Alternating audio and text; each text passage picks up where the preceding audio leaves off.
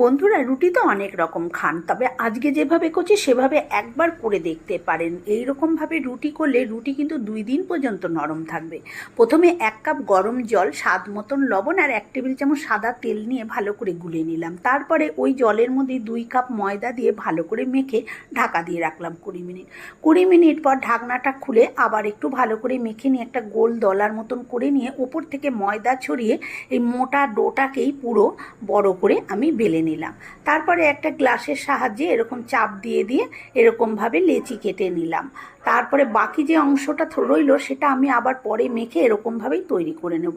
এবার এক একটা লেচির টুকরো নিয়ে তাতে একটু সাদা তেল লাগিয়ে ওপর থেকে একটু ময়দা ছড়িয়ে দিলাম। এইভাবে পরপর 4টে লেচি আমি একসাথে নিয়ে নিয়েছি।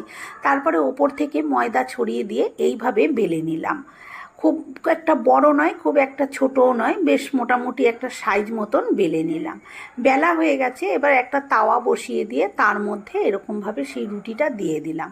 দিয়ে একটা পাশ একটু হতে দেব, তারপরে এরকমভাবে উল্টে পাল্টে 2-3 বার দিলেই দেখুন এই যে এরকমভাবে এই যে কাগজের মতন দেখুন রুটিগুলো একটা একটা করে ছাড়তে শুরু করবে। রুটিটা যে কতটা পাতলা হয়েছে আমি দেখিয়ে দিচ্ছি, দেখুন তলা দিয়ে যে হাতটা আঙ্গুলগুলো স্পষ্ট বোঝা যাচ্ছে। এইভাবে আমি সমস্ত করে নিয়েছি। আর লেচি কাটার পর যে বাকি ময়দাটা ছিল সেটা দিয়েও বানিয়ে নিয়েছি। কেমন লাগলো ভিডিওটা কমেন্ট করে অবশ্যই জানাবেন।